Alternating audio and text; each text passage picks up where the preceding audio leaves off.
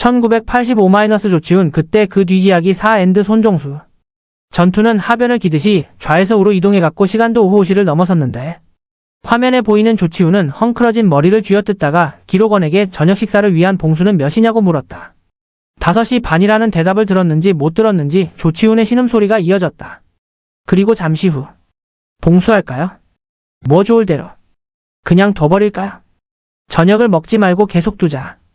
다케미야와 그렇게 합의한 후 조치훈은 또 신음을 토했다. 바보 같은 수를 둬버렸네. 기껏 생각해서 이런 수를 두나. 정말 바보 같은 놈이군. 그러나 조치훈의 그런 엄살은 새삼스러울 것도 없어서 검토실에 누구도 반응을 보이지 않았다. 관전기자는 어느 쪽이 계속 두자고 했는지 여기저기 열심히 묻고 다녔는데 누군가가 다케미야라고 하자 사카다가 말했다. 그렇다면 다케미야가 곧 던지겠군. 그러나 9195수를 두면서 토해낸 조치훈의 신음은 아무래도 상대가 100기를 들어올리기를 기다리는 승자의 것이 아니었다. 실은 그때 조치훈이 실수를 범했고 그 바람에 다케미야가 한숨 돌리고 있었는데 정작 검토실에서는 다케미야가 돌을 거두기를 기다리는 상황이 연출된 것이다. 다케미야가 기압을 넣듯 딱 부채 접는 소리를 내자 누군가가 부르짖듯 말했다. 던졌다. 준비하고 있던 사진기자가 대국실로 들어가려는 순간 아직 끝나지 않았다는 것을 알고는 가까스로 멈추는 해프닝이 벌어진 뒤 바로 이어진 사카다의 말이 검토실을 흔들었다. 뭐야, 흙이 이상하게 됐잖아. 고바야시와 조은현이 긴장된 표정으로 다시 검토를 시작했다. 그 사이에 공방은 일순 좌상귀로 옮겨지고 있었다. 조치훈의 신음과 다케미야의 투덜거림. 이미 제한 시간을 다 소비하고 초읽기에 몰린 조치훈은 게시원의 재촉에 거푸 비명을 질렀다. 알았어, 알았다고. 백이 우하 쪽의 선전으로 상변 쪽에 두터운 벽을 쌓으면서 고바야시와 조은현은 동시에 잘못하면 우상 쪽 흙이 죽겠어 라며 고개를 끄덕였다. 조치훈은 초읽기에 고전하면서 힘겹게 돌을 놓았고 다케미야는 숨도 안 쉬고 응수했는데 그것이 오히려 다케미야에게 독이 됐다. 조치훈이 143, 145를 두는 순간 조은현이 맥 풀리는 음성으로 말했다. 그것으로 살아버렸네. 살았군. 고바야시도 중얼거렸다. 동시에 다케미야의 착수 속도가 뚝 떨어져 한 수 장고가 이어졌다. 그것으로 승부가 끝난 것 같았다. 잠시 후 다케미야의 자주 어린 목소리가 들렸다. 안녕하시무니까인가. 도전자 다케미야 구단의 대우주 속에 뛰어들어 놀라운 생명력으로 살아버리며 서전을 장식한 조치훈 구단. 종국은 오후 8시 43분 240수였다. 조치훈은 복귀 검토 중간에 2층에 운집해 있던 한국 팬들에게 인사를 해달라는 부탁이 들어와 엘리베이터를 타고 내려갔다. 잠시 후 돌아오자 이번에는 KBS의 인터뷰가 기다리고 있었다. 한국어로 질문하고 한국어로 대답했기 때문에 내용을 알 수 없었던 사와키. 고타로는 옆에 서 있던 일본어를 할 만한 사람에게 무슨 내용이냐고 물어보았다. 그는 무엇인가 투덜거린 뒤 가르쳐 주었다. 이 시합에서 어디가 가장 어려웠냐고 물으니까 안에 들어가서 사는 것이 가장 어려웠다고 하네요. 그 순간 사와키 고타로는 전율을 느꼈다고 수레한다. 안에 들어가서 사는 것이 가장 어려웠다. 그것은 마치 조치훈 자신의 인생을 상징하는 것 같은 말이 아닌가. 어쩌면 조치훈은 이 한판의 대국을 통해서 그것을 말하고 싶었던 것은 아닐까. 국후 감상은 길게 이어졌다. 도전 첫 대국을 저버린 다케미야는 평소와 다름없이 밝은 표정이었는데 검토가 끝날 무렵 웃으면서 한마디 덧붙였다. 치훈군 그렇게 흔들흔들하면 정말 뒤가 염려되는데? 1985- 조치훈 그때 그 뒤이야기 손종수. 반상 경계인의 고독과 외로움. 그래봤자 바둑 그래도 바둑. 기자가 생각하는 조치훈은 바둑에 관한 한지상에서 가장 드라마틱한 승부사다.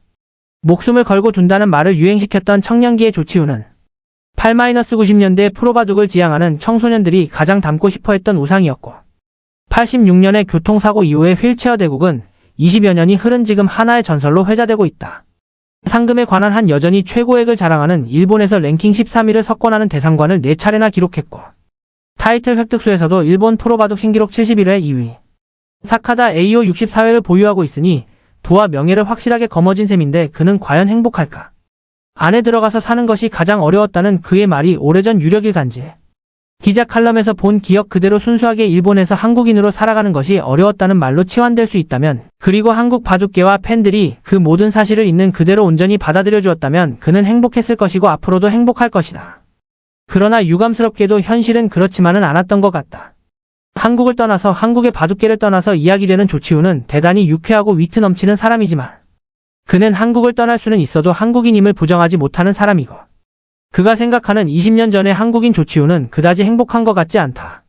강으로 돌아오는 연어의 숙명을 이야기하며 그것이 함정인지도 모르겠다고 씁쓸하게 웃었던 것처럼 마음속 깊은 곳에 한국을 떨쳐버리지 못한 조치우는 한국어 구사가 서툴러서 또 일본 여자와 결혼했기 때문에 한국인도 일본인도 아닌 그저 바둑으로 일본인을 이기는 조치훈일 뿐이기 때문이다. 나는 한국인인가? 일본인인가? 그 어느 집단에도 속해 있고 그 어느 집단에도 속하지 않은 경계인인가? 한국인으로서의 그는 오랜 시절 외로웠다. 오해가 쉬운 말이 아닌 온몸으로 절절하게 나는 외롭다고 외칠 만큼 그는 외로웠다. 치열한 그의 승부세계와는 뜻밖에도 거리가 먼 구름, 바람, 숲을 대상으로 마음을 담은 그의 부채 휘호에 관심을 둔 사람이라면 쉽게 고개를 끄덕일 수 있을 것이다. 고운 풍삽삽 울림지정. 그는 본인방 타이틀 5회 방어 기념식에서 하객들에게 나누어준 부채. 군간백일치 하이현상전 흐르는 시간은 막 쏘아지려는 화살과 같다는 당대의 문인 이계시. 두 구절을 휘호로 옮겨 기사생애의 반환점에 대한 소회를 담았는데 그 5년 뒤 하객들에게 가벼운 웃음으로 약속했던 본인방 10연패를 이룩했다. 사실 그의 타이틀 획득과 방어 심지어는 상실까지도 이런 예언자적 일화가 많았고 그것이 그의 승부를 더욱 드라마틱하게 만들었다.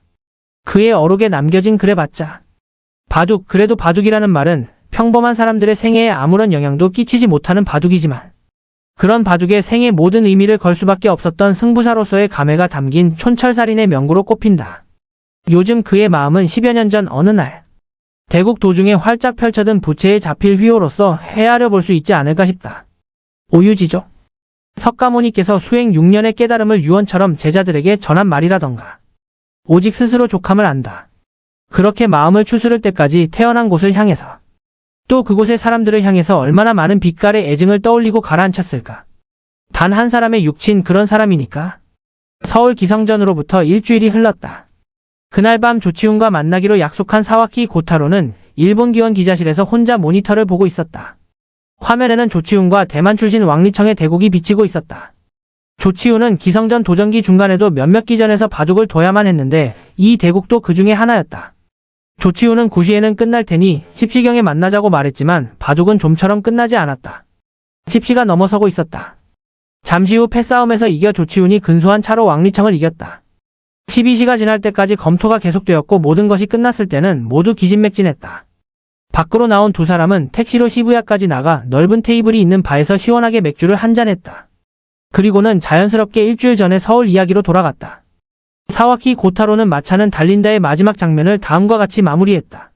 한국을 방문할 때마다 가족과 고향은 점점 더 멀어졌다. 한국인으로서의 조치훈은 일본인을 바둑으로 이기는 사람으로만 받아들여졌다. 그게 조치훈의 솔직한 심정이었다. 조상현은 조치훈이 10대 초반일 때 바둑 공부를 하지 않는다고 때린 적이 있었다. 어린 동생은 울면서 대들었다. 왜 나를 일본에 데리고 왔느냐? 누구에게 부탁도 하지 않았는데 내 인생을 어떻게 해줄 건가? 지금 바로 한국으로 돌아가게 해달라. 울부짖는 소리를 들으며 조상현은 생각했다. 그렇다. 확실하게 나는 이 녀석의 부모와 고향을 빼앗아 버렸다. 나에게 이 녀석을 때릴 자격이 있기나 한가. 기성전이 끝난 후에 한국 기원은 격렬하게 조상현을 비난했다. 요컨대 조치훈을 이용해서 혼자서만 단맛을 다 빨아먹었다는 것이다. 조치훈은 어떻게 생각하고 있을까? 이용할 수 있다면 할 수 있는 한 이용하는 것이 좋다고 생각해요. 형은 단 한 사람의 육친 그런 사람이니까. 많이 취했음에도 그다지 피곤해 보이지는 않았다. 맥주를 마신 후에 진을 두세 잔 마시고 철수하기로 했다. 택시 안에서 조치훈이 입을 열었다. 서울에서 돌아오는 날 아침 한국기원 이사장에게 인사하러 갔었는데 그때 무슨 말을 들었는지 알아요. 글쎄, 당신도 형하고 손잡고 엉터리 같은 일을 하고 있지. 그런 말은 서로 안 하는 게 좋은 거 아닌가? 그 뒤는 더 듣지 않아도 알 것 같았다. 그때 문득 생각했다. 서울에서 대국이 끝난 뒤 인터뷰에서 했던 그의 말을. 안에 들어가서 사는 것이 어려웠다. 그것은 일본이라는 안에 들어와서 사는 것이 아니고 오히려 한번 떠나버린 고향에 어울리는 말은 아니었던가. 택시가 멈추자 그럼 이만 하며 그가 내렸다. 맨션 현관을 향해 걸어가는 그의 지친 뒷모습을 보면서 그의 뒤를 쫓아가 어깨를 두드리며 이렇게 말하고 싶은 충동을 느꼈다. 언젠가 누구에게도 알리지 말고 싼 여관 같은 곳에서 머물면서 한국 여행이나 한번 해보자. 진짜로. 어떻게 할까 망설이고 있는 사이에 택시는 다시 달리기 시작했고 이내 그의 모습은 보이지 않게 되었다. 끝.